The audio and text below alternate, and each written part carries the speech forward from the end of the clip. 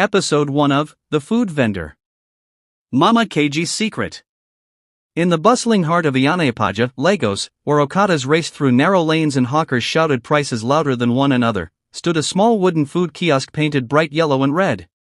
The name above the stall read Mama Keiji Canteen, written in bold black brush strokes. Her food? Legendary. Her pepper soup? Rumored to raise the dead. Her umlaut and yudu? The reason mechanics, conductors, bankers, and even pastors flocked to her corner.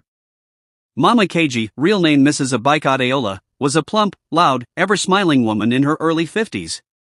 With her head tie always tilted stylishly and her wrapper tightly tied, she moved around with the confidence of a market queen.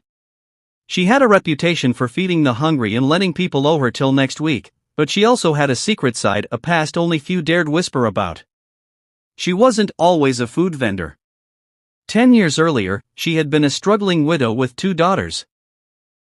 Her husband died in a freak accident while on his way to work, and the insurance company refused to pay. Broke and desperate, Abike wandered the streets of Lagos until she met Madame Vero, a wealthy older woman who owned several canteens across Lagos Island. Madame Vero gave her a job, taught her the trade, and soon promoted her to manage a kiosk. But after a while, Abike left mysteriously and started her own place on the mainland. Within a year, she had more customers than her former boss. Word on the street said she used something extra in her cooking. Before we continue, please like, comment, share and follow. By the 3rd year, Mama Keiji's canteen had expanded into a small block of 3 shops. Her daughters, Keiji, who the shop was named after, and Tolu, both helped out, Keiji with serving, Tolu with accounts. Every afternoon, a long line of customers waited under the hot sun just to taste her rice and stew, which had a scent that traveled down the street.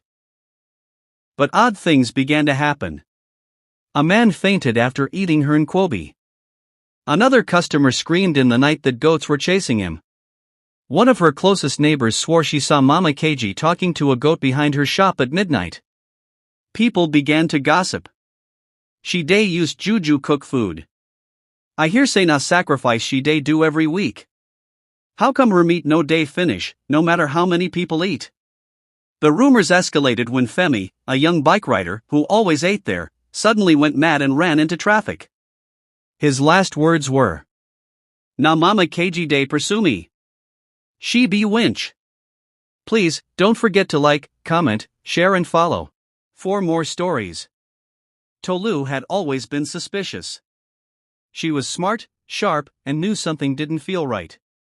Every Thursday night, Mama Keiji would chase her and Keiji out of the shop early, saying she needed to cleanse the space. One day, Tolu pretended to leave but doubled back. She hid behind a water tank beside the shop and waited. What she saw chilled her soul. Mama Keiji wasn't alone. A group of 4 women dressed in white wrappers were in a circle. They surrounded a clay pot filled with red liquid, chanting incantations in Yoruba. Mama Keiji brought out a small goat, slit its throat and poured the blood into the pot. She smeared the blood on the walls of the kitchen and finally whispered, "Let every soul that tastes my food be bound to me. Their spirit shall remain my offering." Tolu couldn't scream. She simply ran. For days, she couldn't eat or speak properly. When she confronted her mother, Mama Keiji slapped her.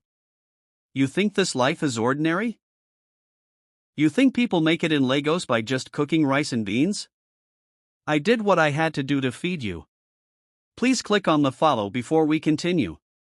Tolu left the house that night, vowing never to return. She found refuge with a church in Igbita and confessed everything. A few days later, 2 pastors and a prayer team stormed Mama Keiji's canteen during a midnight vigil. They found charms buried under the stove, pots of blood behind the building, and photos of customers with their names written in strange ink. The next morning, Lagos was buzzing. Mama Keiji was arrested. Her shop was set on fire by angry locals. Customers began vomiting, claiming to be seeing visions. 3 men confessed they hadn't slept with their wives in months after eating from her place.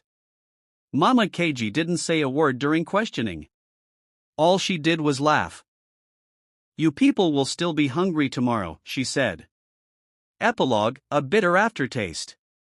Today, the corner where Mama KG's canteen once stood is abandoned. No one dares to set up anything there. People say they still smell stew cooking there every Thursday night. Some say her spirit still cooks, feeding those who crave more than just food. And Tolu?